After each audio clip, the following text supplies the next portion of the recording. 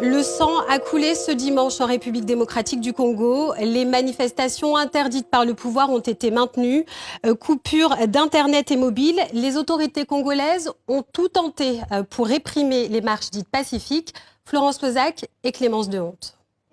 Dans la répression devenue systématique des manifestations anti-Kabila, un nouveau pas vient d'être franchi. Les forces de sécurité ont fait irruption dans les églises en pleine messe avec des gaz lacrymogènes, alors que les catholiques avaient appelé à des marches pacifiques contre le maintien au pouvoir de Joseph Kabila. Plusieurs personnes sont tombées sous les balles de la police, qui aurait également interpellé une douzaine d'enfants de chœur dans une paroisse du centre-ville. Le pouvoir en place, c'est un pouvoir dictatorial. On s'est dit, on est dans un état démocratique, mais ce que nous vivons, ce n'est pas la démocratie.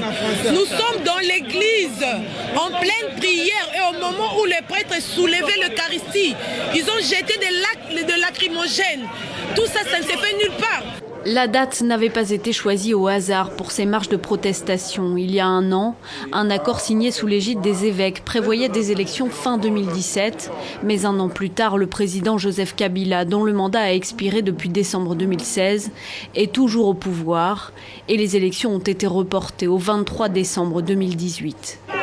Nous sommes fatigués, nous n'avons jamais eu de paix dans ce pays. Rien ne marche, nous ne mangeons même pas correctement. Le président Kabila est encore jeune, il peut très bien laisser sa place à quelqu'un d'autre et revenir plus tard. Ça suffit, nous ne voulons pas de lui, il devrait partir. Principale figure de l'opposition, Félix Tshisekedi et ses soutiens ont été aussi la cible de gaz lacrymogène tirés par la police alors qu'il rejoignait la cathédrale Notre-Dame du Congo à Kinshasa. Internet coupé, fouilles de voitures, patrouilles armées dans la capitale. Le déploiement de forces pour écraser les marches du jour laissait peu de chance aux opposants de mener à bien leur rassemblement. La situation en République démocratique du Congo, on en parle avec Justine Poyo-Kasavubu, ancienne ministre de Laurent Désiré Kabila, longtemps membre de l'UDPS et opposante aujourd'hui à Joseph Kabila. Elle était l'invitée du 64. Comment analyse-t-elle cette répression violente du régime congolais ?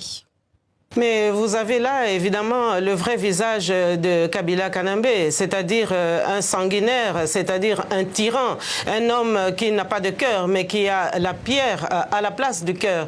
Et donc, c'est aussi un problème de conscience nationale. Mais la première chose peut-être que nous devons déplorer, ce sont évidemment ces morts qui sont tombés aujourd'hui, comme si cela ne suffisait pas à toute cette tragédie que la République démocratique du Congo vit depuis des décennies.